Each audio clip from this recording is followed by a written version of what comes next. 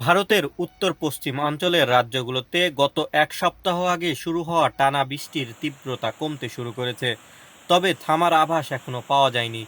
ব্যাপক বৃষ্টির ফলে বিভিন্ন দুর্ঘটনায় এখন পর্যন্ত মৃতের সংখ্যা 148 জনে দাঁড়িয়েছে। ভারতীয় গণমাধ্যম জানিয়েছে হিমাচলে এ পর্যন্ত 91 জনের মৃত্যু হয়েছে। এছাড়া কয়েক হাজার কোটি রুপির ক্ষয়ক্ষতি হয়েছে। প্রাকৃতিক এ দুর্যোগে সবচেয়ে বেশি ক্ষতিগ্রস্ত হয়েছে হিমাচলের উত্তরপ্রদেশ ও উত্তরাখণ্ড রাজ্য।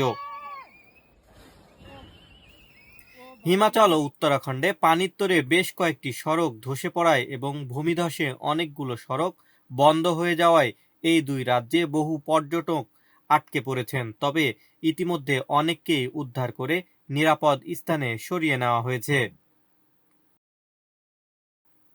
এদিকে ভারতের আবহাওয়া বিভাগ এসব রাজ্যে আরও বৃষ্টিপাতের পূর্বাভাস দিয়েছে।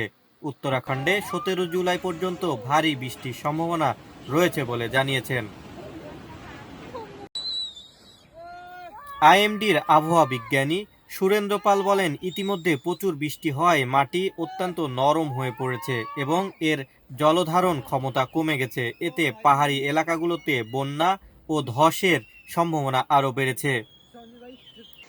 টানা বর্ষণে যমুনা নদীর পানি বেড়ে সৃষ্ট বন্যায় ভারতের সুপ্রিম কোর্ট সহ রাজধানী দিল্লির বেশ কিছু এলাকা ডুবে গেছে।